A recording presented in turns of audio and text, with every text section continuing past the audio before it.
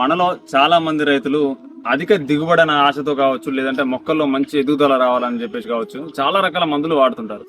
మనల్ని రైతును కూడా ఈ విధమైనటువంటి ట్రాన్స్ లో పడేస్తారు. ఒకటి అధిక దిగుబడి అనే ఆశ, రెండోది ఈ పురుగు పోదన్న భయం.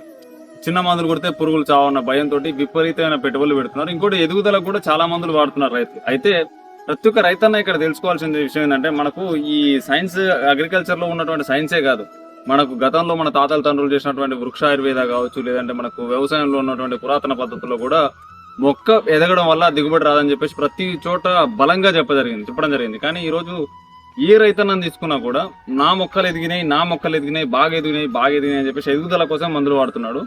మనకు కాలాలు మారుతున్న కొద్దీ రీప్రొడక్షన్ పెంచడం కోసం, అంటే దిగుబడి పెంచడం కోసం వెరైటీస్ అన్ని కూడా, అన్ని రకాల పంటలు కూడా పంటకాలం తగ్గించుకుంటూ వస్తున్నారు. ఈ క్రమంలో ప్రతి రైతు కూడా దిగుబడి పెరగాలన్న ఉద్దేశంతో చెట్లు పెంచుతున్నాడు. దీనివల్ల రెండింటి మధ్యలో బ్యాలెన్సింగ్ తప్పిపోయి ప్రతి రైతున కూడా చేను పెరుగుతుంది కానీ దిగుబడి రావట్లేదు. ఇది ఇంకా పరిపూర్ణంగా ఏ రైతు కూడా గుర్తించట్లేదు. మీకు చిన్న పాయింట్ చెప్తాను, పొలమే ఎదగాలనుకుంటే మనకు యూరియా అనేది విపరీతంగా వాడితే విపరీతంగా పెరుగుతుంది. దాంతో పాటుగా మెగ్నీషియం సల్ఫేట్ వాడితే దిగుబడి పెరుగుతుంది. కానీ మనం బయట దేశాల్లో ఉన్నటువంటి అగ్రికల్చర్ ఒకసారి గమనించుకుంటే అక్కడ మొక్కలు పెద్దగా ఏం పెంచరు, చూడడానికి చిన్న చిన్న గింతగితే ఉంటాయి. కానీ దిగుబడి విషయంలో వాళ్ళు ప్రొడక్టివిటీ ఎక్కువ తీస్తారు. ఇక్కడ రైతు తెలుసుకోవాల్సిన విషయం ఏంటంటే, మనకు వెజిటేటివ్ గ్రోత్ అనేది రెండు రకాలుగా ఉంటుంది. ఒకటి ఎర్లీ స్టేజ్ విగ్గర్ లో రూట్ డెవలప్మెంట్ ఉంటుంది, తర్వాత అప్పర్ డెవలప్మెంట్ ఉంటుంది.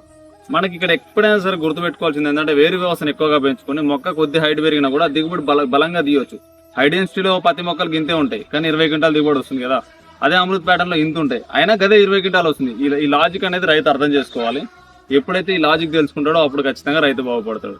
మనకు బయట దేశాలను కంపేర్ చేసుకుంటే, ఇప్పుడు మనం ఏమో యూరియా వాడుతున్నాం, కట్టలు యూరియా వాడుతున్నాం.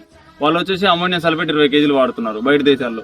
అయినా మనకంటే ఎక్కువ దిగుబడి వాళ్ళే తీస్తున్నారు. ఎందుకు? రీజన్ ఏంది? ఇక్కడ అమోనియాతో పాటు సల్ఫర్ కూడా వాడుతున్నారు. అంటే ఇచ్చినటువంటి పూర్తి అమోనియాని మనకు పరిపూర్ణంగా నైట్రేట్లుగా ప్రోటీన్ సింథసిస్ చేస్తున్నారు.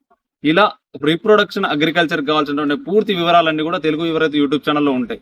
కాబట్టి ప్రతి రైతన్న కూడా రీప్రొడక్షన్ అగ్రికల్చర్ చేసి దిగుబడులు సాధించాలి, పెట్టుబడులు తగ్గించుకోవాలి, న్యూట్రిషన్ మేనేజ్మెంట్ చేసుకోవాలి, పెస్ట్ గురించి తెలుసుకోవాలనుకుంటే మాత్రం ఖచ్చితంగా తెలుగు వివరైతే యూట్యూబ్ ఛానల్ విజిట్ చేయండి. జై హింద్, జై జవాన్, జై కిసాన్.